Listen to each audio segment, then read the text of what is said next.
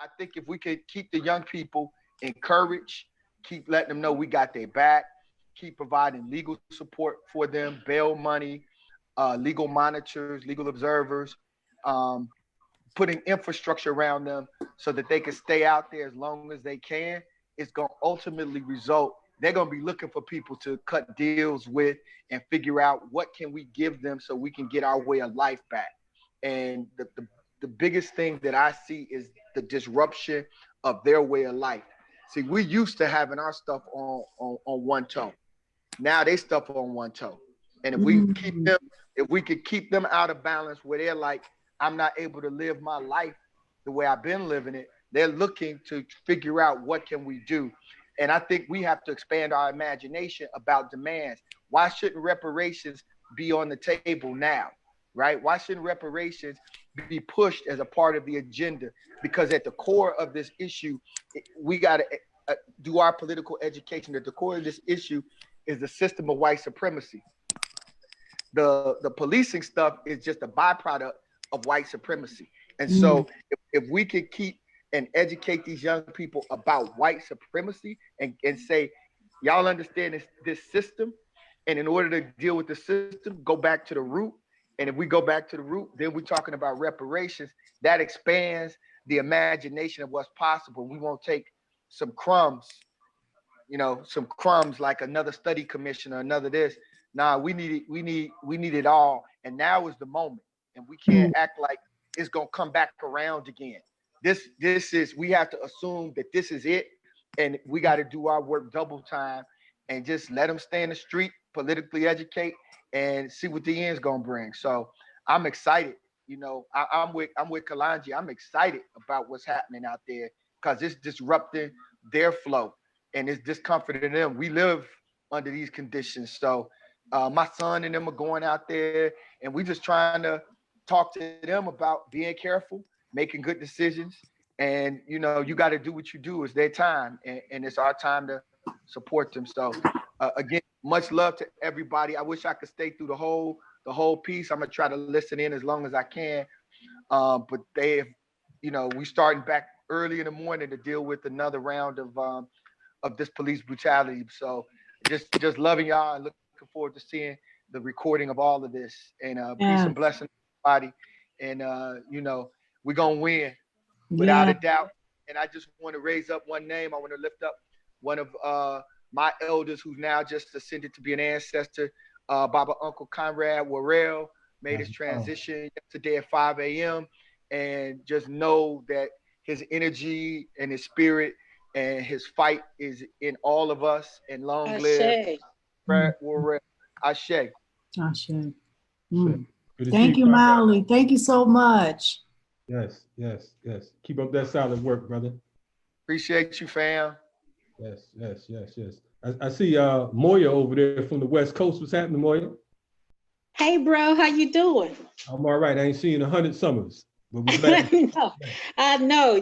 I was still thinking about FTP and, feeding the people and y'all on the open mics. And now everybody is parents and doing things and tearing up the street. This, brother, you are so right. This is so exciting. I hate to say it like this and sound like an old fogey, but this is what we've been waiting for. I've been in the APRP 40 years. Kwame Ture, used to talk about how we sit down for 20 years and then we raise up, and we get in the streets. But this time it's a higher level of organization. It's a higher level of resistance. And the youth know a lot more at their age than I knew, at their age. And so it is exciting times, and we have to make the best use of it. And support in whatever ways we can. So, I'm so happy and excited to see all y'all and, say Aluta Continua, because we just got off a call with folks who fought and won their freedom in Guinea-Bissau last week for African Liberation Day. And so this fight for liberation, it's a real deal, and so this isn't just about police fight, it's actually about liberation. And, it's folks all over. It's our brothers and sisters in London, you know, in Guinea-Bissau and Soweto, who are all standing with us, and they got their own fights to deal with it. But we got the one fight. Folks start talking about this is 400 years. Well, where were we 400 years ago? This is about us as a global people, for real. So I'm so excited to see all of y'all and just say, a luta continua. Continue. Yes, yes, yes. So we ready to rumble right now. Oh yeah. Oh yeah. We want to talk solutions because, you know, we gonna have a whole lot of reunions here because it's a beautiful thing. Stacey was able to draw so many different brothers and sisters from different works. You know, many of us have worked together, like I stated earlier, and many of us will begin working together tonight. So we want to talk about some solutions. You know, you want to see what is it that you all are seeing out in the streets right now. Markina, you being the youngest warrior on the totem pole today. You know, you're going to see things different from some of us because you have a different vantage point. You know what I mean? Which is a great thing because of the fact that when we talk about nation building, we need all ages, all types, all hands, all feet. Yeah. So tell us what you've been witnessing and you know, what's your thoughts right now as a young organizer? Yeah, I mean, I'm definitely a younger person, but I have a very old soul. I started my work really with the community in 2016. I actually started breaking the cycle January 20th of that year. So ever since then, I actually started working with the kids, Booker T. Washington High School and from then on, my organization went to expand across the East Coast. And then I started to organize across the seas, travel, going to Haiti, going to Jamaica. Now we go to South Africa and Dubai. So the root of starting my organization, Breaking the Cycle, was because I was an at-risk youth graduating high school with a 1.7 GPA from going there, then having to being able to graduate. So from when we're talking about community work, you know, from my perspective, I'm always, you know, in it for the people, for the unrepresented, because I've been that unrepresented youth, you know, being kicked out of schools, not understanding or not having anybody understand exactly what was going on. So when I'm doing community work, period, I'm just always thinking about, you know, how there are other people that need to be represented and voices that need to be heard that don't exactly have the platform or that don't exactly have the guidance or so on and so whatever. And so with that being said, this is a very interesting and very special time for me specifically because since I am a recent graduate, I have been working with a record label by the name of Think It's a Game. I am an executive program director over all the interns. So not only, you know, am I an organization founder, I'm also a musician, but I also manage other young Black people, young HBCU students in this very tense time. So I take all of those things very seriously. So when it comes to being in the streets, I'm out there for them. You know, I'm out in the streets because of the community work that I've done for 4 years. You know, I'm out there in the streets because I understand that there is something right now to fight for, and God wouldn't have given me the vision to create an organization and be working so hard at it and expanding for 4 years without that. So when it comes to what it's looking like on the streets, it's looking crazy. It's looking like World War II. It's very traumatizing. But at the end of the day, I would rather be out there than I would rather be in here. It does at times feel very dangerous, especially because, you know, I'm very strong in my spirit. So I'm around very strong people as well. So it gets very tense out there. So of course you guys see on the news how they're using tear gas or rubber bullets.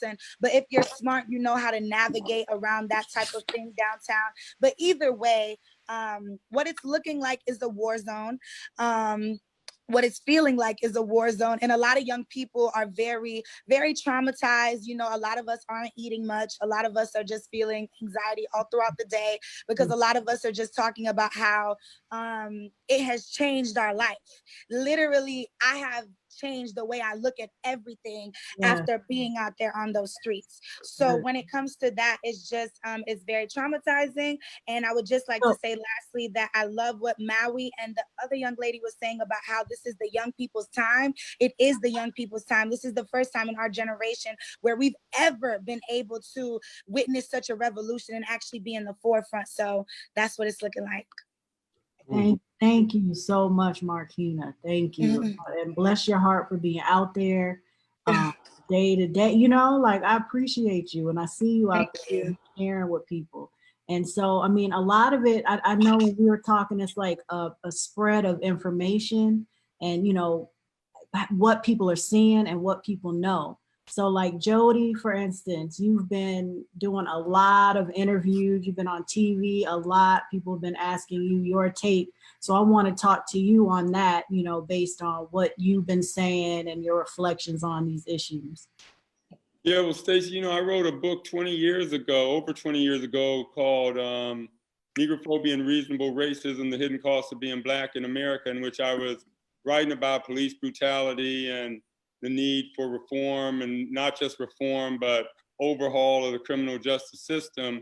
And over 20 years later, ain't nothing changed but what year it is, right? The same issues I was talking about, the same kinds of problems, they're persistent, pervasive patterns, haven't gone anywhere. And I saw when we were doing the Black Lives Matter movement out here, you know, it started with, of course, Trayvon Martin's killer, George Zimmerman, being acquitted, gave birth to the Black Lives Matter hashtag, then Michael Brown, and then the procession of hashtags. Here we go, Sandra Bland, you know, Tamir Rice, Walter Scott, Philando Castile, you know, just one right after another. Marches, we had thousands, 5,000, 10,000 people in the street back then in 2015, as you remember, 2014, 2013. And you had a wash, rinse, and repeat cycle. It was just, here's what, after every hashtag, here's how it would work. You'd have somebody would convene a commission, then you'd have somebody having a hearing, a town hall, here come people to vent, all right, and now here come the policymakers saying, okay, we heard you, we're gonna make these interventions, we're gonna put body cameras on people, okay, we're gonna give them implicit bias training, okay, we're gonna give them de-escalation training, okay, here comes another set of hashtags, another set of meetings, okay, we're gonna go to community policing. And Minneapolis, Minnesota, they had all of that in that department, and look at where we are, right? Not only was the officer had his neck on George, on George's neck, but the 4 other officers on George Floyd's neck, the other 3 officers just stood by idly and watched it. So that hasn't been the solution. We know now there's not a technological fix. There's not any tinkering you can do with policy. The problems are more fundamental than that. They have to do with structural racism and a lot of other things. But now, in terms of solutions, real quickly, here's some of the solutions. Of course, reparations, and there are a lot of other important interventions that have to be made and have to be put on the table. But in terms of concrete changes in the police department, here's what we've learned. You can't just fix this police department. You have to cut their budget. You have to make deep slashes in their budget. And LA here, for example, we have a $5.5 billion annual budget. Nearly 54% of that goes to the LAPD. We need to slash that. That money needs to stop going to the LAPD, and we need to start going to social workers, to healthcare, to housing, to fixing the crumbling schools. And then the police have to be shrunk, you know, so that there are not so many of them out there creating all this havoc. Think about it. George Floyd died over a low-level nonviolent offense, a so-called counterfeit $20 bill. You know, there never should have been police doing that. We have murders, we have rapes, we have serious crimes out here that are going unsolved. In some cities, only 40% of the murders are being solved, 35, because the police are going after turnstile jumpers and all this other low-level nonsense and not focusing their limited resources on going after real serious crime. So that's one of the things out here that we've learned, that don't try to just talk about reforming the police department, talk about cutting their budget significantly and reallocating those resources to real relief for the most marginalized and maligned people, that is us Black folks in many of these areas. Cuts, yes. Oh, wait, I'm sorry, Stacey. Is it okay if I said something real quick, just very quickly? Yeah. Okay, so one of the main things that I want people to remember, that is the main point of all of these protests, is that before we talk demands, we need to talk immediate justice for families who have not gotten justice for their sons and daughters that were killed. Specifically here in Atlanta, Georgia, there are 130 mothers in a mother's group who have still not gained justice in the last 5 years for their sons or daughters being killed by the Atlanta police. So the same district attorney that sat there and charged those 6 officers, 5 Black being 1 white, I believe, the same district attorney that charged those officers have denied families justice in blatant police killings and, you know, of innocent Black people. So I think one of the main solutions that we need to be talking about is that the main point of these protests, the main point of this rebellion, the main point of this uprising is for the world to understand that police need to start being prosecuted for killing and brutally assaulting innocent Black people. It is a hate crime. It is, and a lot of the cases in Atlanta, Georgia specifically, because that's where I currently reside. So I know a lot of the cases here, the dash camera was turned off, body camera was turned off. So these kids are dying. Just like what, right. That's right. Yeah. That's right. Yeah. For sure. And these families have no justice. Yeah, and so I wanna move kind of into New York too, because we down here in the South in Atlanta, and so I want to get, like, you know, understand what is going on in New York. I know Auntie Kana, you're in the Bronx. Tony, you're in Brooklyn, right? What's the scene going on there, and what are y'all looking at as far as positive solutions? And whichever one of y'all want can go first. In New York, you know, like everywhere else, it's very complicated and a lot of stuff's crazy. My block was just on fire this past week, so it's a lot of stuff going down. But I want to get straight into the solutions. So in terms of solutions, I think there's a lot of references that we have and lessons from history in many things that have already happened, and we can have a bird's eye view of what a past, present, and future scenario outcome would be. And I think, and I'm not sure where everybody else's mind would be, but I know in the work that I've been doing and the research and the intent that I've been focusing on, there's certain people in history who have given me understanding of the focus. So first and foremost, like, we are Black and Native people. We are human beings with strong melanin, and understanding who we are is key. In terms of, let's say, Malcolm X, Haj Malik al-Shabazz, he took what I believe our people struggled to a very strong point, and his mission before he passed was to put the United States of America on trial on the international court for mass kidnap, for stealing and taking African peoples from their homeland and transporting them across the world, from basically for genocide, for all of their crimes against humanity.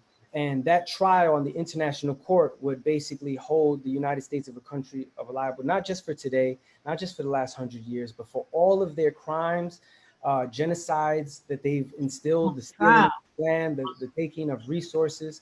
And I know there was some recent discussions on the idea of what an important goal, and I believe, is the reclaiming and bringing back of the assets.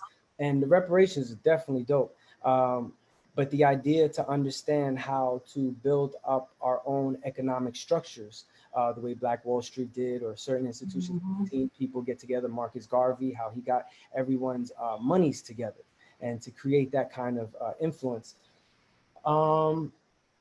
And I see that now. I'm seeing more and more, like, people saying, like, support Black business, support, you know, and it's like, well, that's great. You know what I mean? I'm so happy to see that, for sure. And that's a really huge thing. And to even take it further, when you have something, let's say a building, right? If you build a building and it's on an unfound structure, it will eventually collapse. You know, we have to get to the roots of the causes, and the roots of the causes are definitely rooted in that no matter how much we try to fix the system or, you know, shape it up, it still has at its root and at its core hate and thievery and lies and deception, and they're really excellent at facilitating that. So being able to, I would say, go as far as to build a brand new nation, a brand new vision, expand the paradigm of education. The Constitution, the US Constitution and the Bill of Rights they were not written with us in mind. You know, in the Bill of Rights, in the Constitution, it stated that we're savages. So there's no way for us to ever be on an equal, I feel, if that at the end of the day, even the laws in which we're told to obey is written with us excluded. So I think it would take work to recreate and reimagine and actually write it out, the full vision. Black Panthers brought the 10-point program, the Young Lords brought the 13-point program. There's certain visions of demands, but new principles, like principles and a complete foundation of a new nation, even of us united as Afro-Indigenous people. Yeah, and you know, my work has really been rooted in gathering up communities of MCs who probably are very far from any political consciousness whatsoever. And to create the cipher in the space, my work is rooted in the cipher representing 360 degrees, representing that circle, and being able to approach it where we're not preaching to them, but you're providing them with tools to be able to use their minds, to understand that the power of hip hop lies in their hearts and in their voices, and that through mastering the art of lyricism and the art of emceeing, it is then that you truly become powerful. It's not in the pursuit of trying to become Jay-Z. Liberating the artists. And I know one of the challenges that I've had in seeking funding is that sometimes I've been accused of not being social justice-y enough. It's not revolutionary to take a youngin' from the street who's rhyming about nothing and mayhem, providing that youngin' with the tools to be able to spit something that means something, that can liberate and elevate his or her community. And so that has been the bulk of my work in recent years. The focus has been on mental health and emotional well-being and challenging cats to be still, to quiet their minds. And what I love most is that the last cipher I had, it was about 25 MCs. And when I said we're gonna do a lyrical meditation, because the ciphers are usually all freestyle, right? When we gather in person. And cats literally got still like this. And it shocked me because I didn't mean we was going. I was like, wait, I didn't mean meditate. I mean, we're gonna spit some meditational shit. But they went there because that's what they needed and they wanted. And that's when I knew it's time. It's time. And one of the things that are that's challenging us right now, the mental health crisis is as big as the COVID health crisis. Because it's not visible, we're not acknowledging it. We're not talking about it, right? So I have so many cats, so I have to figure out my own mental health as the number of cats that are in my WhatsApp globally, because my work is global. The stuff that's in Nairobi and Dakar, they're asking me about mental health. They're talking about what's going on with them. They want to go there. And we have to remember, and I know that I lovingly spoke with a sister last week who came at me wrong for no damn reason. And because I've grown a lot. I was able to hear, receive, pause, and respond. And so how do we begin to do that more often? Because what I'm starting to see, and maybe it's because I'm a sensitive creative, I see we're coming for each other's necks. We're coming for each other's necks way too often. And it's disturbing my soul. And I know it goes back to being able to ground, center, communicate, anger management. Who were you really mad at? Who's the real enemy? Why are you fighting one another instead of the enemy?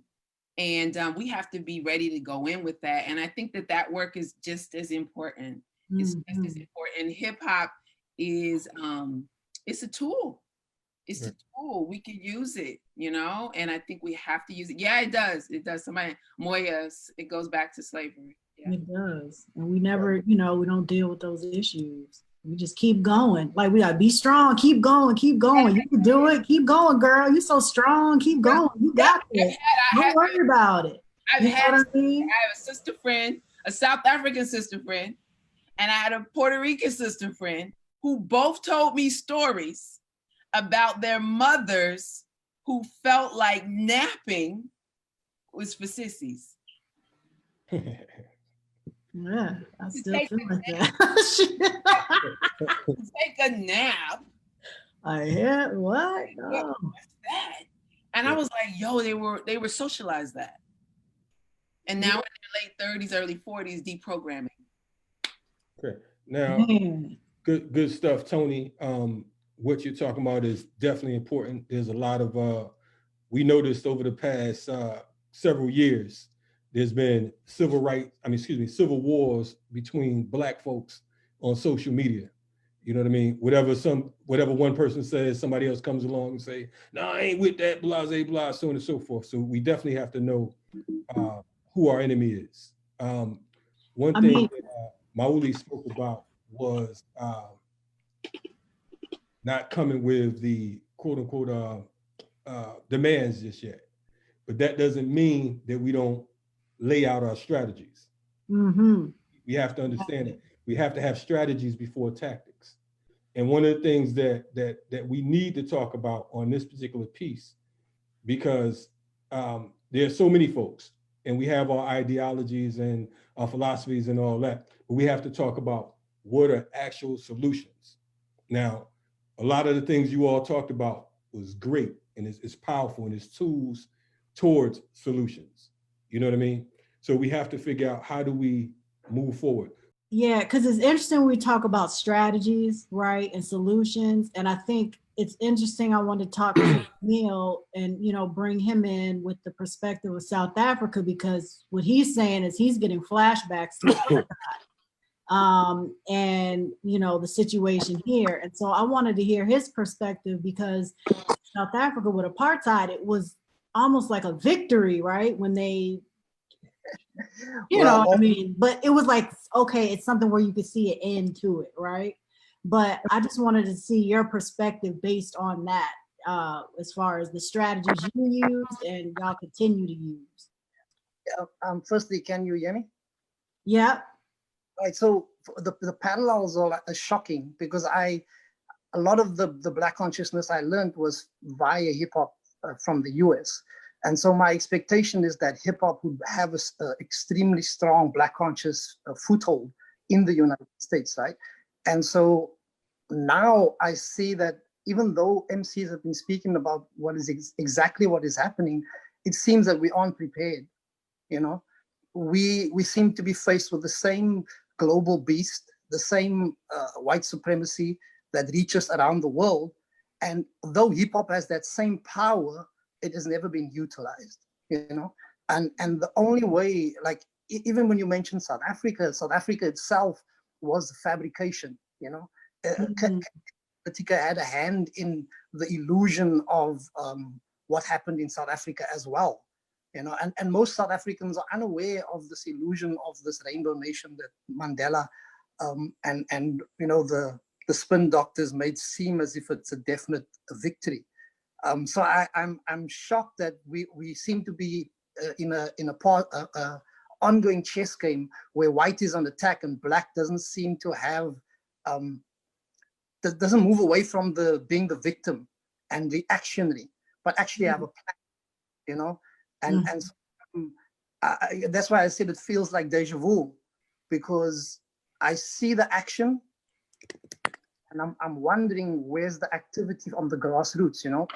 We in South Africa have chosen. We've been thrown out of so many institutions, and like Tony was saying, there is no funding for what we do, because we speak about decolonizing Black people's mentalities, because we still in South Africa are taught from a Eurocentric perspective, and so we in 15 communities, we reach 1,000 kids.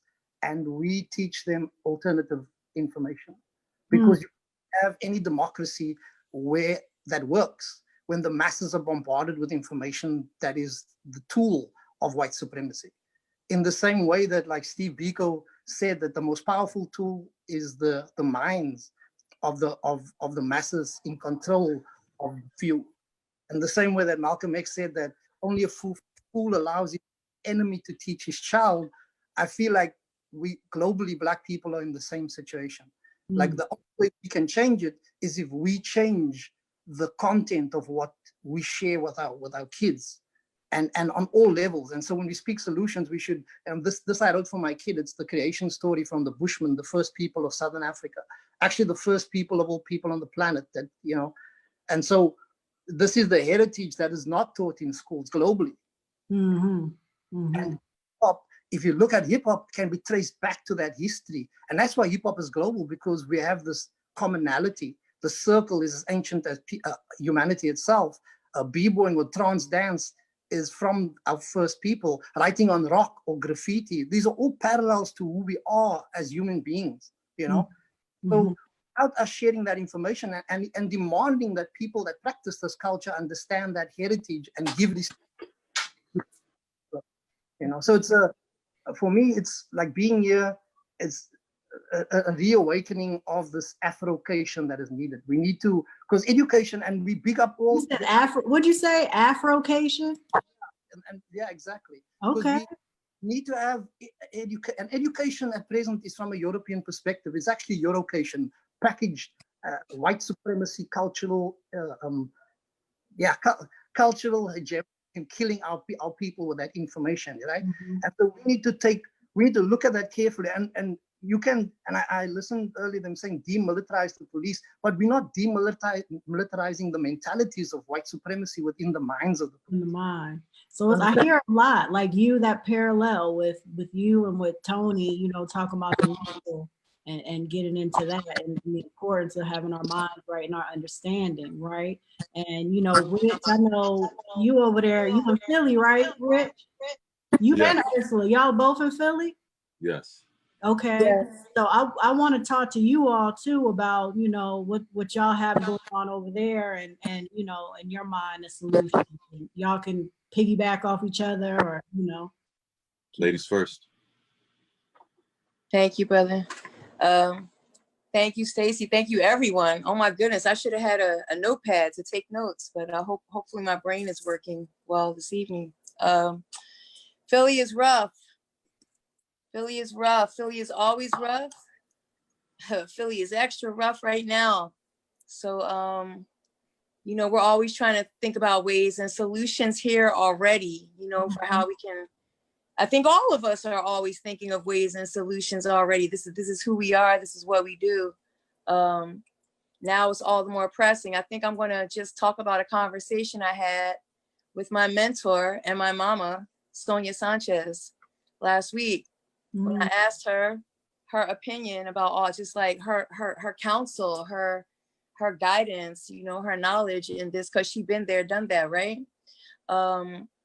And the first thing she said to me was what we're talking about right now. So I was like ready. I was on this thing last week. I was calling everybody, when's the nation meeting? Let me know. Can we start one now? You having one? What's up? Can I, when are we doing this? Yes. And, so, and by nation meeting, because that's a solution. Brother Kalanji, that's a solution, right? If we actually not just talk about these nation meetings or whatever you want to call it, but we're like, so thank you, Stacy. I was so excited about this invitation. And in a city like Philly, where since Saturday, we've been hearing the ATMs be exploded every night. I stay up till 4 a.m. because I'm just so stressed and checking on my 4 sons, making sure they're okay. The solution for me is kind of, I think it's been said a few times in here, not the solution, but for me, an important solution is the whole know thyself, love thyself bit is so big for me, because I work with so many young people or formerly incarcerated people or working in the prison or working with opioid people who are just racked with from the opioid epidemic, and just like everything kind of goes to like, what are we talking about? If we're talking about dealing with how they treat us, or how we've been treated systematically over all this time, can we really dig in and really have more communication and real activity around the effects of that systematic oppression and enslavement and just nonstop perpetual abuse and murder and and injustice and what it has done to the Black family, because I see it all the time in my city, and I see that as a core, you know, like as a root. So like, Rich, Yes. what say you? I live in Port Richmond. For anybody that's not familiar with Philadelphia, Port Richmond is the area that basically segregates Center City, Philadelphia from what's called the Northeast. And the Northeast is basically suburbs, yeah?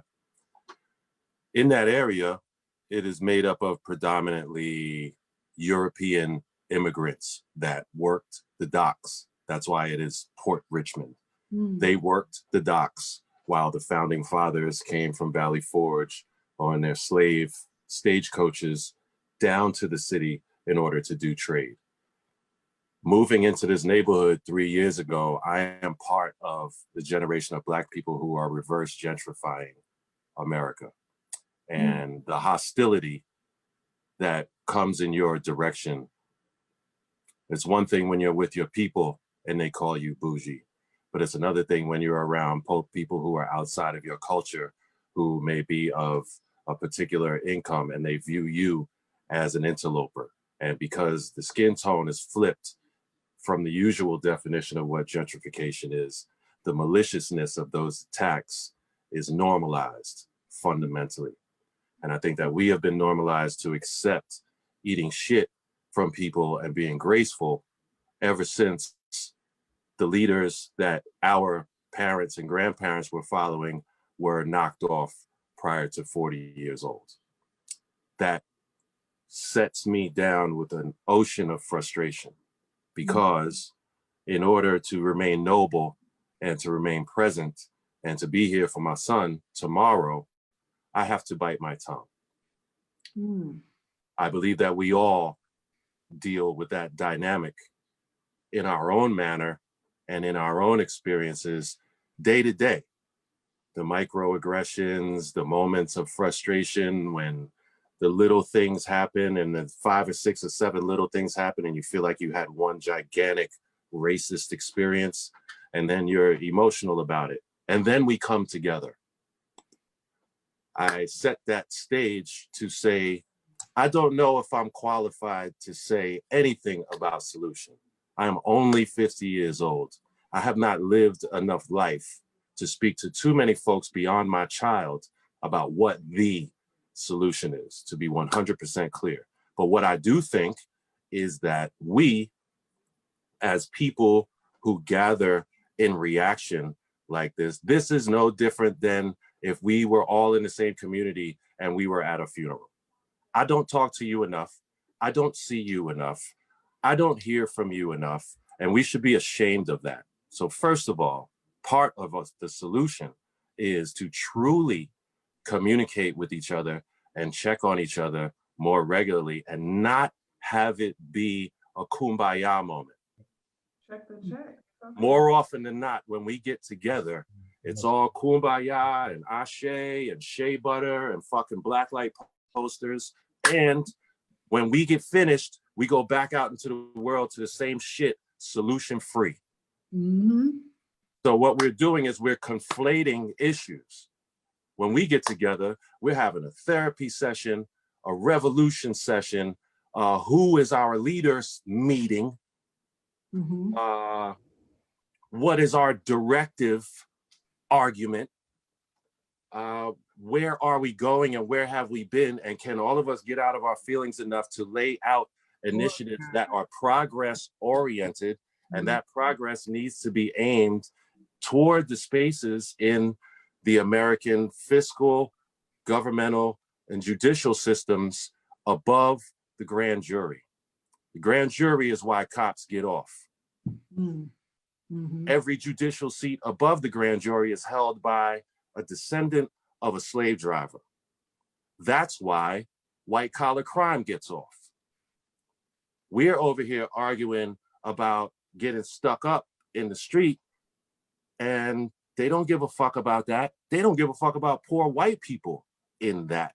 So who are we to think that we're gonna get any other voice in that space when we are being oppressed with the people who are speaking the vocabulary of the oppressor. It puts us in a position to deal with tireless and thankless space. And the second part of that is that we need to revisit what the constructs of activism is. It's not necessarily standing in front of a police barricade until you get your ass whooped. I don't necessarily believe that's the most sensible route anymore. Our parents and grandparents and their grandparents did that till they were blue in the face or dead. And it's 2020, and I'll be goddamned if the more things change, the more things stay the same, ain't the most legitimate truth about our existence worldwide in the colonialized world than anything. So I think we need to revisit our constructs. I think we need to revisit our vocabulary about what it is to be active, because a lot of the times we get together, we raise our voices when we're together, we burn effigies, we do all these things that make us feel good, and then we get back out in the street and we're just as unequipped as we were before we went in that meeting. And that's frustrating as hell.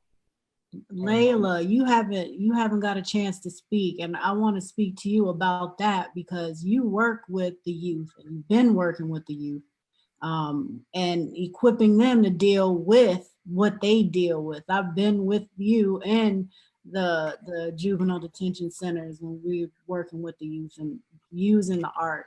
So what do you add to that as far as equipping us and dealing with that and the solution and the change that you're seeing even in your students as of late from what's going on? Well, hi, Stacy. Hi, everyone. Thank you for having me. It's awesome. I met you actually, I think, when you were a student of Jody's, and I'm a student of Jody's. I actually went to Jody to for resources and to learn. Solutions. A couple things that I would want to offer from my experience and from what I've learned.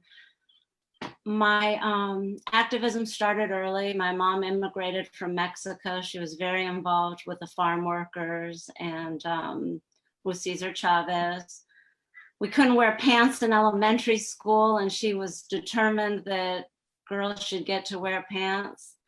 And so just early on, I witnessed change, but my dad worked as the youngest public defender in the juvenile courts here in LA. And race, I was aware of race very young and in the neighborhood I lived in, and very aware of my privilege and very uncomfortable, identity challenged. And so I remember in 1981, a man named Mike Mitchell and my father and Johnny Cochran worked together to outlaw the chokehold in Los Angeles. So it's crazy that all these years later, here we are with what set it off. And so, yeah, I sit between privilege and poverty in my own family. My children, I have Black children. I'm the mother of a son who was killed by the Oakland police. And I was too privileged as a young mother with Black children to even imagine that I would feel your pain. And I'm so sorry that I had no clue, even though it was in my face all the time. And so in the solution and in accountability and where we're at and what I've witnessed is part of what led me to Jody and having a father who fought his entire life for Black and brown children because white kids get attorneys that are private. And my father always said that if we don't change policy and laws and procedures, nothing changes. And I was welcomed into an incredible Nigerian band when I was young, and I thought it was because I was talented. And I later realized that we needed my pale face to get hotel rooms and deal with business. And I began to understand my role with the band. And I was good enough to be on the stage, but really not that good. And so I began to understand that I had teachers around me and young artists who held me accountable to my privilege and said, if you're really about it, if you're about this family and your children, it's time to wake up and understand who your children are. And so that was the beginning. And then I met Tupac. And Tupac gave me an incredible understanding of what it is to have collective leadership, to use one's voice for critical mass, and that we all had to sit at the table for the conversation. And so in looking at how we have solution and resolution now, I think we have to stay in the streets. I think we have to understand our social media's power to hit critical mass. Before there's ever resolution, there has to be destruction. We have to tear things up. We have to bring them down. And it is, it's different now because hip hop, coming back to hip hop as a tool for education, hip hop translated something that no other art form was able to do before hip hop to the globe. One of the things Tupac would tell me is that he would seduce the youth, the children, the offspring of those that were violators in this country, and the children would turn on their parents. And seeing it all around now, I'm seeing families cut off. I'm seeing that it's time to stand up. There's no fence to sit on anymore. And so I know that people like that look like me have to talk to people who look like me. And I'm doing that, but I also know we all have to talk together. I know that the conversation has to be broader. I think that we need our lawyers here. So all of the lawyers that are here today, we need the paperwork and the voices, because nothing ever changes until you get it to paper. And right out of SC and out of Jody's students came a group of law students that worked on the inclusion rider. And the reason Earl is signed at Warner Brothers right now is because the situation was unprecedented, and everybody in the rooms that we go in, every executive is Black. It's the first time I've worked with artists who deal with executives that look like them. And so I'm only saying that to say that corporations have the power to change when you hit critical mass, when you force shifts. And so in the solution and resolution, we actually have to do that with paperwork, and we have to show up and we have to keep writing. And the other piece that I will say that is the heart of my work is what I understand about the prison system and my 34 years working in San Quentin and in the halls. And there's no way to understand what's happened in this country like sitting in San Quentin prison. And so Jody and I came together because lawyers represent people they don't even understand. You have lawyers coming, graduating right out and entering a world that they don't have the tools, they don't understand, and they also participate in this system. And so I wanted to begin to work with people who represented the masses, that, you know, slavery wasn't abolished, it was polished in the prison system. And so that's the other area we have a lot of work to do. We have to, if not abolish, we have to deconstruct our entire prison system. And I've seen a lot of changes, so I just want to bring the energy of, we have all been waiting our whole lives for this time, and all you young people are prepared for it. And we're here to support the new generation of voices. And I worked in the anti-apartheid movement for years and got to go to South Africa to celebrate with all the women that I work with. So I know we can do this, and we will. And if it takes another month of being out there in the streets, our young artists spread the word on social media. And I see that we have some people saying stuff in the chat So I was just going to say, Jody, I don't even know if you use the chat, but you have a student from 20 years ago that's in here. You changed his life, and it's every one person we can touch or reach, we impact. And so each one reach one. Every one matters that we can affect. And I know Tupac would have loved being here today to see this day. So Jody, I'm back in LA. I just got back, so I'm ready. And thank you for having me. Thank you, Layla. And all my workshop is on here. Thank you guys for showing up. Appreciate you. I canceled my workshop and I see that everyone's here, so thank you. Oh, that's awesome. And if everybody, panelists, can y'all, any resources that you have, if you can type them in the chat for people, like sites, organizations, you know, social media pages, whatever. If you could just type it in to everyone so that everyone can see it. I think that's really helpful too.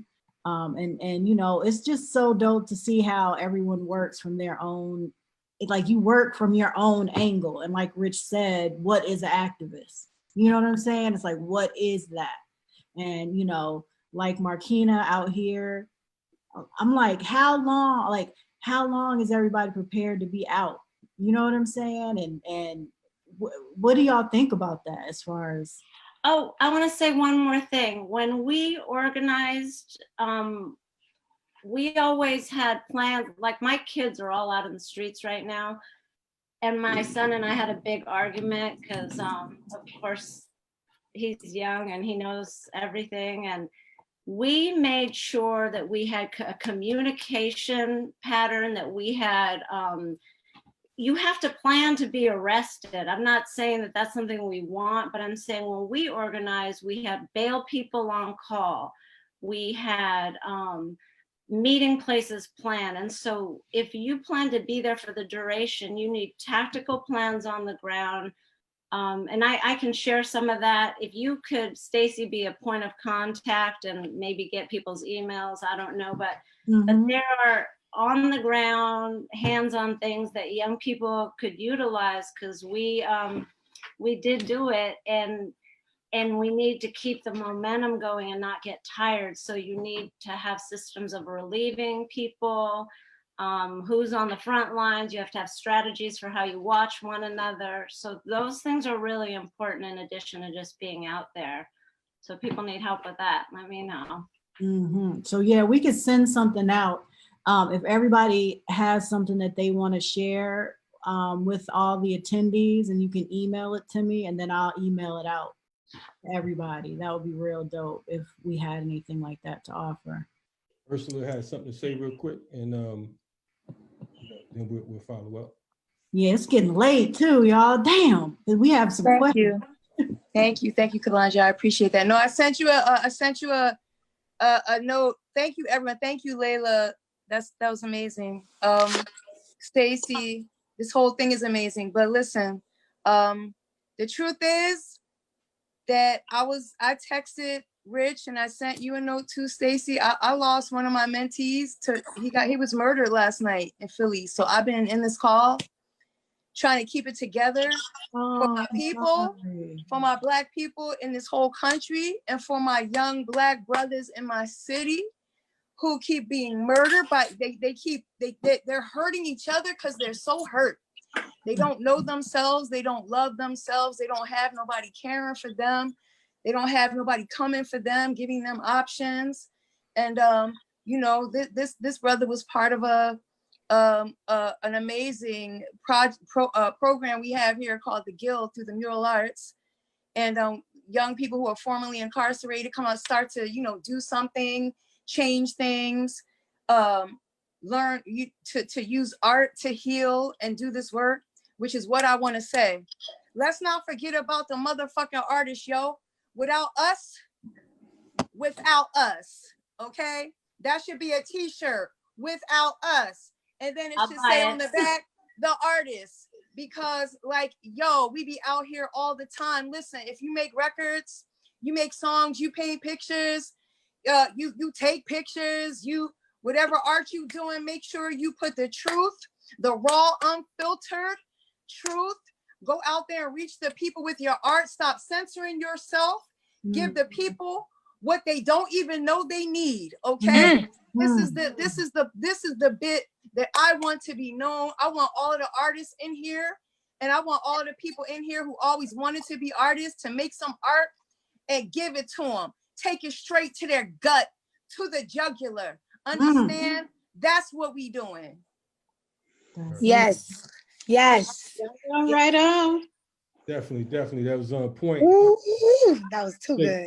Che Guevara said the role of the propagandist is as important as the role of the guerrilla. You know what I mean? So definitely the one thing, when Stacey hit me up about co-hosting this piece, you know, the first thing I asked her was who's involved, because I'm a freedom fighter. That's what I do full time. You know what I mean? For the last 34 years. I've been organizing for the last 34 years. And like Rich, I'll be 50 in December.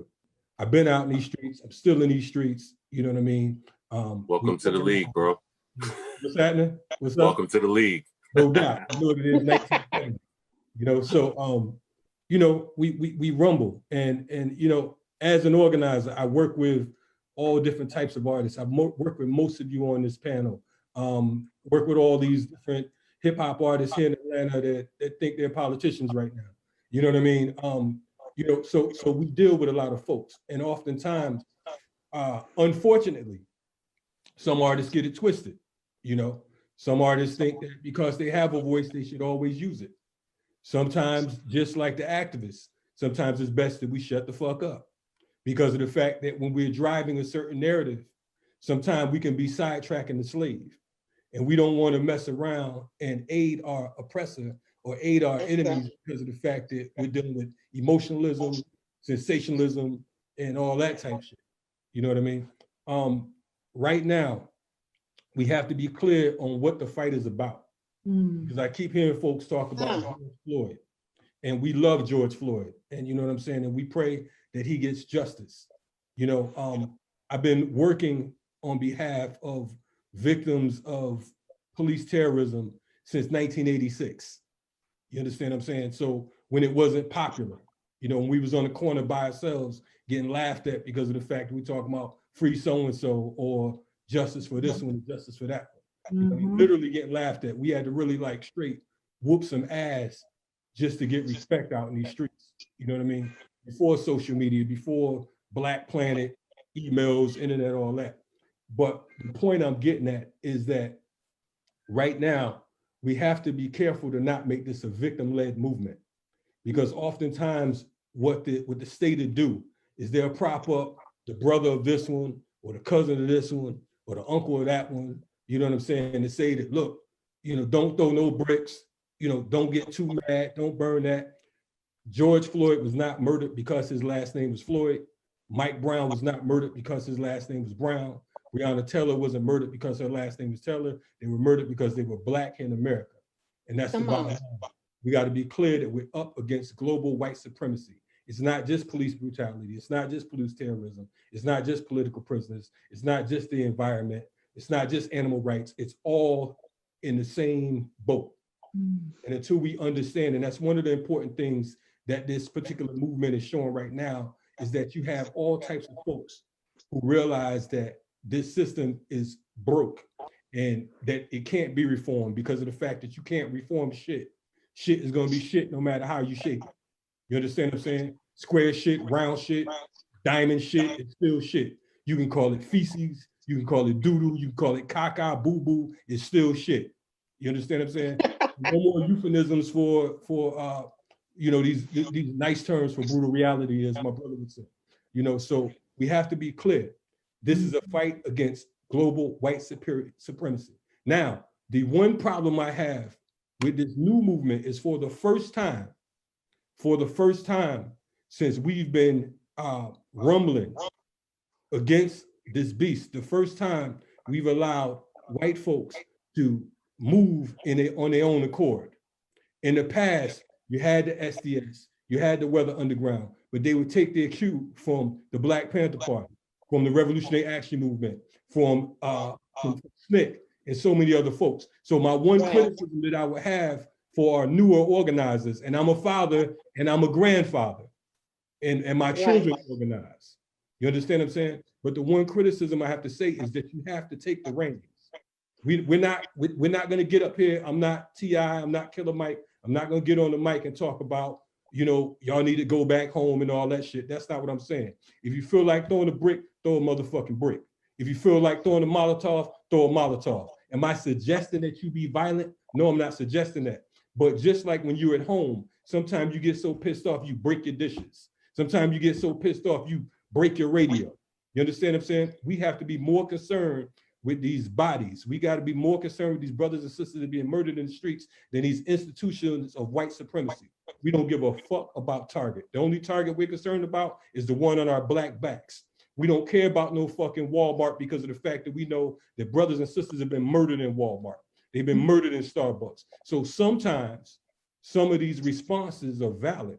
Now, there are agent provocateurs out there. We have to be clear about that. There are folks who are going to try to get you to throw a brick. There are folks who are going to try to get you to do things that they're not going to. Change the narrative. You understand what I'm saying? To absolutely change the narrative, to sidetrack the slave, to have you going against your brother. The reality is we have to be clear as to who's who and what's what. You understand what I'm saying? Now, if you're not a freedom fighter, ain't nothing wrong with that, because we all have a role to play. And again, that's why I wanted to get on this piece right here, because of the fact that I respect hip hop. I've went back and forth with many of you on this panel because of the fact that at first I wasn't trying to hear that hip hop was no culture. I was like, hip hop was a subculture at most, maybe 20 years ago. Now I'm saying, okay, hip hop is a culture, but can we utilize it as a tool? As far as our organization, the FTP movement, we make hip hop music, we make hip hop videos, we do all that shit. But we realize we don't put the cart before the horse. You understand what I'm saying? The main fight is against global white supremacy, is against capitalism. All that other shit, whether we like who got on tight jeans and who wear their hair rainbow, fuck all that. It's about revolution. And in closing, as Bob Marley said, you know what I'm saying? He said, we have to chant down Babylon. Now, folks want to hear chant down Babylon. They talk about how cool Bob sound.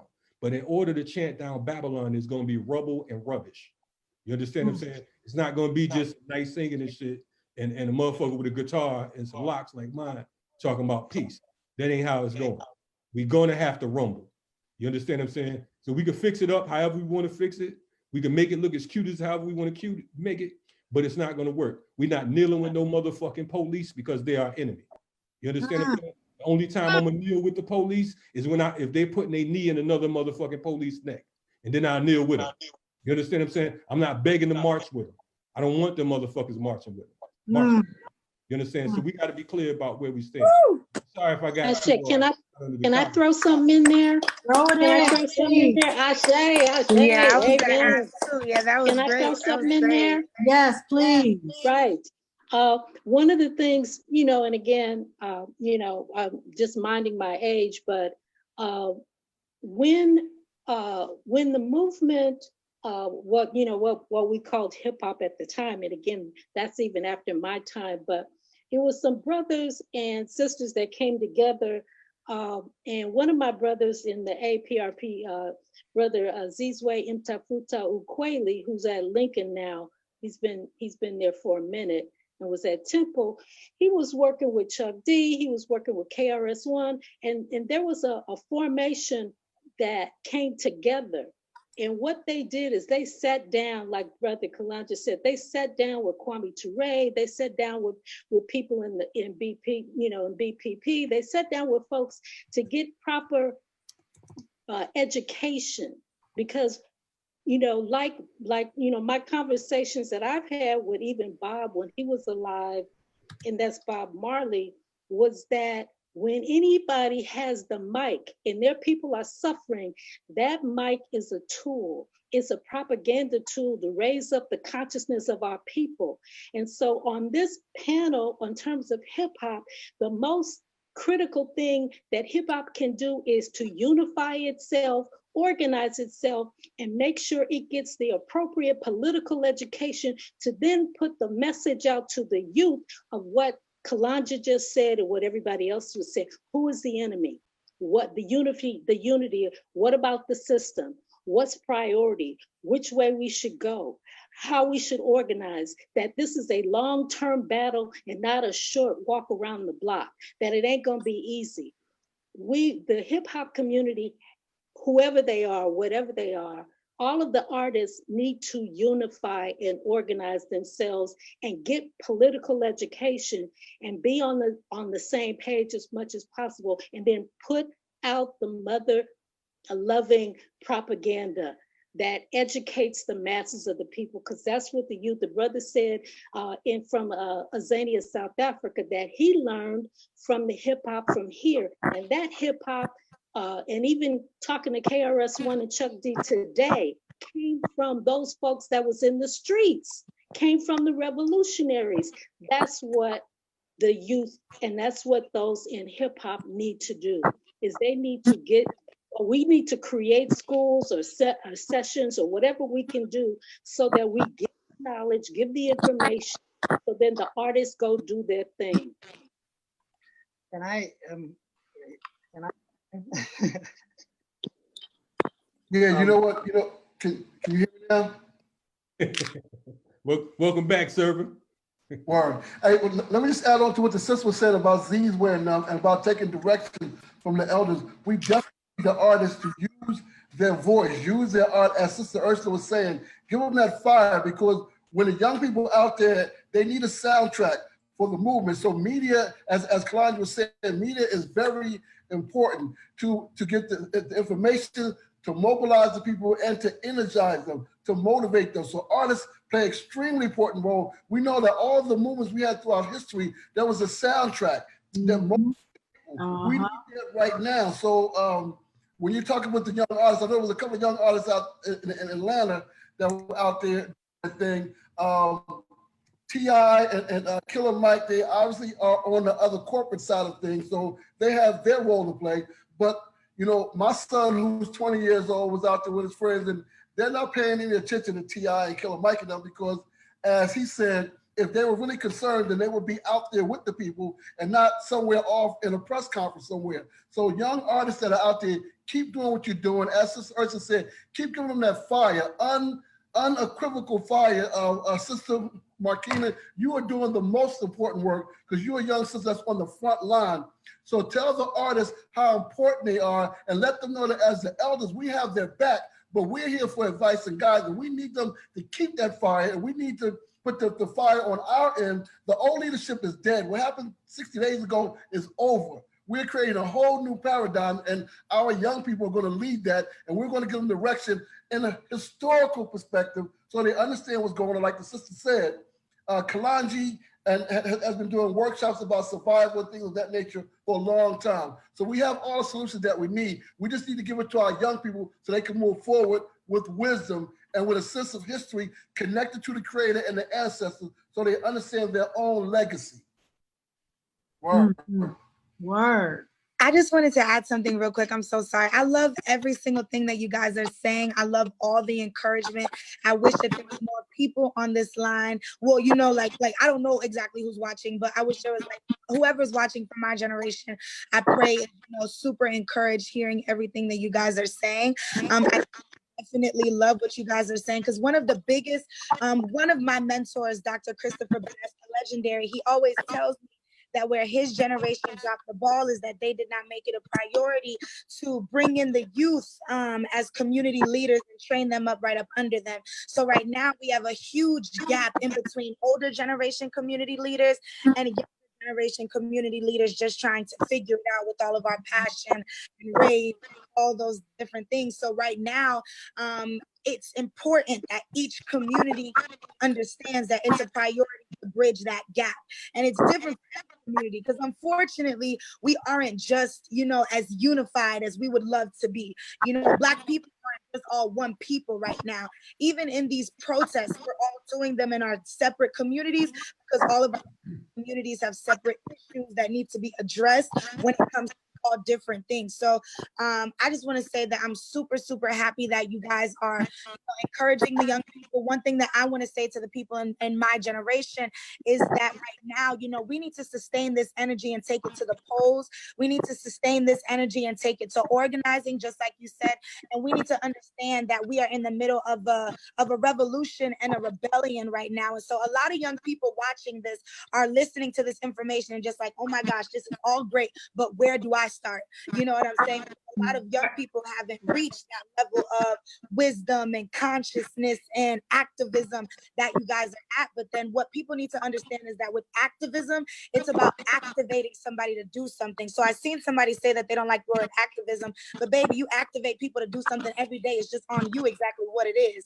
So it's about understanding that we have to encourage our young people to find what their skill is, find what their part in this fight is, whether you are, and if you're over the age of 21, I just don't believe that tweeting on social media should be your primary job. There are many things that are to be done. Even if you have 1,000 followers or 300 followers, you can make impact in your family that will have a bigger impact on this world than you would ever even think. So it's about encouraging our young people to not only understand our power, but to find their individual powers, because we have a lot of young people that don't know what it is.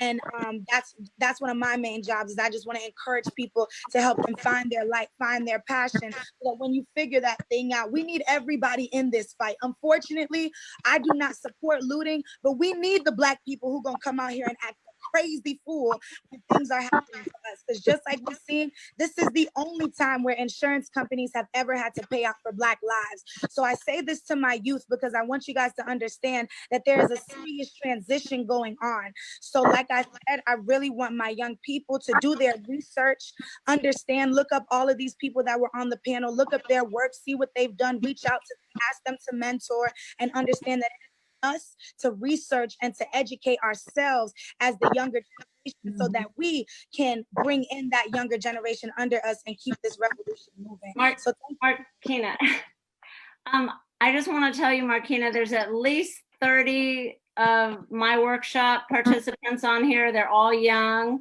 There's also, just in terms of solutions and tangible stuff, I manage artists who have big numbers. So when there's information you need to get out there, you could hit me up. There's also somebody. Oh yes, we got a march tomorrow. I'm gonna send it to you. So the other thing is there's a young man on here, his name is Senate. He has an app called Mr. Checkpoint. And I bring him up because only a young white kid who gets arrested in Santa Monica and unjustly arrested and thrown in jail come out and sue the police and win and take the money to create this app. So the app is called Mr. Checkpoint. And part of what the app does, when an officer gets in trouble, there's a pitches motion. So there has never been a way that we could nationally all check in and see officers' files, pitches motions, what's going on where. So anyway, he's on here. I think he probably sent a thing in the chat. I'm a little slow on here, but I say that to say, Mr. Checkpoint has numbers. So part of our activism is aligning ourselves with those that have the kind of numbers that at a click of a mouse, they hit 2 million. Yes. I was with young people yesterday that collectively had probably 25 million followers between them. So part of the disconnect for me is I don't know how to use the tools very well, but I stay on all the media to stalk the kids I work with. But when I need to get information out, and the kids I work with, although they're pretty successful and famous, they're marching in the streets. They're not on the meetings. They're not tripping off their labels, and they're out there. So people can see that we're out there aligned together and no one's on any whatever. So if I can help you personally, hit me up and I'll connect you with people I know that could support you and get it out there. But that's always how we find. Thank you. So thank you.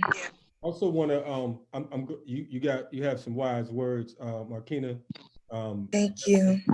We unite with what you're saying. As far as our movement, our organization, we have a young group called the Siafu Youth Corps. So we teach brothers and sisters from age 11, 17. And we're working on a junior group right now because of the fact that it's important that we train our youth from the cradle to the grave. So we have the Yes. we know the Malcolm X grassroots movement, they have the Jawala Scouts. So I want to say, don't believe the hype about folks not teaching. Sometimes, you know, we need folks like you who are more internet savvy, you know what I mean, who are able to help to get us to that particular point. Remember, we come from the hard flyers and, you know, in the streets, you know, not pushing a button, not a, you know, you all can push one button and do what it took us to do for 5 days. You know what I mean? So I need you all to understand that it's very important that you find out who are the OGs in this thing too, because of the fact the difference in our generation and a lot of the newer folks is that there has been a disconnect, I agree. But sometimes that disconnect is on purpose, and that disconnect is brought about through the state. You understand what I'm saying? Because of the fact, like me, I grew up under my OGs. In fact, some of the folks who I learned from are actually a part of our organization, and now they take I don't want to say orders, but they take lead from some of us who are younger than them. I have OGs that are younger than me that I know that they're good at what they do. So a couple things real quick. We have to stop using the word rioting, because this is not a riot, it's a rebellion. You understand what I'm saying? A riot is when you in a club or a bar and y'all get mad and you start throwing glasses because you ain't like what the DJ. You know what I'm saying? Rebellion is an uprising. That's when you're saying we're not taking this shit no more, and we taking it to the streets, and we're gonna tear it up if we have to. You understand what I'm saying? But everybody has a role to play. There's no neutrals in war. Right now, the beautiful thing about where we are today is drawing a line of demarcation between the people in the state. You have to identify what side you're on right now. If you don't, you could be misunderstood. So we need you all, find your OGs, find those brothers and sisters who were out there before you existed, because in fact, that's how you win. Because you don't have to reinvent the wheel. You don't have to make the same mistakes that were made. Say, okay, boom, this brother or sister, he's been out here for a while, she's been out here for a while. Let me find out what the play is. You know what I mean? To make my shit sharper. You know what I mean? Because of the fact that we'll be confused and we'll be lost in the sauce. But keep up the good work. To all of you, we have a number of different things going on.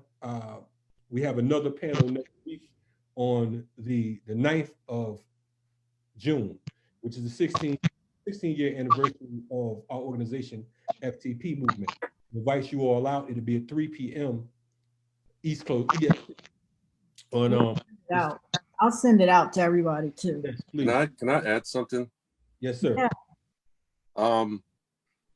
In the midst of all these considerations that we're putting on the table, there's one thing that sticks universally that we all could address, I believe, a little bit better. When we talk about the government and the system and the man and these boogeyman type of entities that we're fighting, right? Like it sounds like a boogeyman, like we're fighting off this invisible thing. But what it really is cognitive dissonance. For all those unaware, the term cognitive dissonance means you have such a staunch belief in an idea that no matter what facts or people who can back up those facts come to the table and address you to try to help you reform your vocabulary, not chastise you, not wave a finger, but help you lift up your vocabulary and your perspective on things. And you're just like, nah, man, the sky's green. That's a cognitively dissonant person. You could say, man, what a beautiful day out today. And the sky is so blue. And they're like, well, actually, it's kind of aquamarine. You're like, no, that's the ocean. This is sky blue and it's a beautiful day. And they're like, well, it's kind of a bluish green with shades of gray, and you're having this circular argument about their denial of the facts that you are presenting. We don't do a good enough job of defining that for the cognitively dissonant person and choosing different avenues to attack that resistance to the truth. And the truth of the matter is, The colonial universe has had its heel on the black man's neck since there was heels. This shit ain't news. The only thing that's new about this is cell phones, civilian reporting, and social networks. And they still don't give a fuck because the dissonance is so thick and we are arguing on the side of it and we're trimming the bush instead of ripping it up from its roots. And I think that we need to get back to that. I say to my friends all the time and they laugh at me. I'm like, you know, if Malcolm X was alive, I might be Muslim. If Martin Luther King was alive, I might be a man of the cloth like all the other men in my family. But with all the power and all the gusto that they represented us with, the boogeyman got to them before 40 and spun it on us. And we're so busy arguing about who among us did it that we're not going after the data that could prevent it from happening again. We're arguing against the system as if infiltrating it is not sensible. Right. You know, an overthrow is a hell of a thing. That's not a smooth road, and we all know that. I'm not trying to turn it into a rhetorical lesson. I wouldn't dare do that. But what I'm saying is, you know, the argument that we have to tear it down and start our own, I don't, what we gonna do with it? Where are our legal voices? Where are our judicial voices? Where are our fiscal voices? Where are our infrastructure voices that are tied into these conversations? The thing is, we have all of that. We have all these professionals. But they're scattered all over the place. But it's scattered. We don't have it. We got a toolbox. But that takes us back to the beginning of organizing. That's what, when we started this whole thing, that is the key. You know what I mean? Is in the toolbox is empty. The tools are scattered all over the room. We can't fix anything like that. Right. Let's organize. It's infeasible. I think, Rich, you know, it's good to hear your perspective, and it's good for us to be able to bring different thought, you know, to the table, because it's necessary. Because in nation building, we're not going to agree on every single aspect. We might not be on the same page, but we have to be in the same book. That's the beauty of a healthy debate. Right. We're chasing the same dragon. Right, but here's the deal right here, though, comrade. We have when we're talking about being in the when we're talking about a scattered nation, for lack of, you know, we're living in a system that has to be abolished. And I think the scary thing about what we're talking about and what we're seeing today, we're coming to the stark reality that this system has to be abolished. This is a system of servitude. It's a pimp hole system. And unfortunately, we all hoes in this system. You understand what I'm saying? I mean, we work, they get the check. You know what I'm saying? They tax us. I'm sorry? I didn't mean to cut you off, but we getting real late. Shoot, this is an hour and 50 minutes, and Emil just wanted to say one thing, and then I think we didn't even answer any questions, but it's late. Indeed, we got 52 people on here. It's late, but Emil, he been trying to say something. I want to make sure everybody can say what they, you know. You know, just to touch on what the sister was saying about the social media. The fact that we as Black people do not have our own social media platform it's just we are putting all our eggs in the basket of our slave masters again, you know. And so how these people can assist us is to actually empower Black kids to actually create their own apps, and so that the money goes to those communities that need it the most. And so when we're saying solutions, it is necessary for us to be aware that the surveillance that is happening online at present is extremely deep. This is a hell of a us, right? And then I want to also just touch on what I said at the beginning. The revolution starts with us as individuals, irrespective of hip hop or whatever other culture people are part of. And so me singing my own lullabies to my kid starts the revolution. Me creating animation and books from those lullabies is the start of how you change the perception of our community. We are powerful. We do not have nothing. Hip hop didn't come from nothing. It came from culture that is as old as humanity itself. So this illusion that they spread of nothingness, and I want to come to that because I had this argument with a First Nation person in South Africa. He said, only a fool goes to war with people who make weapons. And so while we are being militarized and wanting to take them out, they are playing a hell of a game with us. And we need to think strategically in this game of chess, because white plays first and black is always on defense. So we need to change our strategy from being reactionary. And so we have to, daycare centers, what are you teaching my child? You can't teach my child that they discovered America. No, you need to teach my child the truth. I'm a black person. What black information are you teaching my child? The same with the school, the same with their universities, the same with how we give props to professors because they give us accreditation. We don't accredit ourselves. And so all our military and militant professors are shunned and pushed aside as being crazy. The last thing is network. The same way that guys were saying that they teach the young people to mobilize, they need to create the work for the young men to move from the mobilization to actually, so the ecosystem becomes ours. It's the only way to change. And I'm saying this from experience in South Africa. We need to create that network locally and then spread it out globally and do exactly, copy the model that they put in effect from Europe. They are a handful of people and they did this to everyone on the planet. That's what I want. Thank you, man. Thank you. All right. Woo, this was heavy. It's like I said, we are so diverse in our thoughts and our processes and where we come from and what we do in our day to day. You know what I mean? But it doesn't negate what anybody is doing. You know what I mean? That's just the key.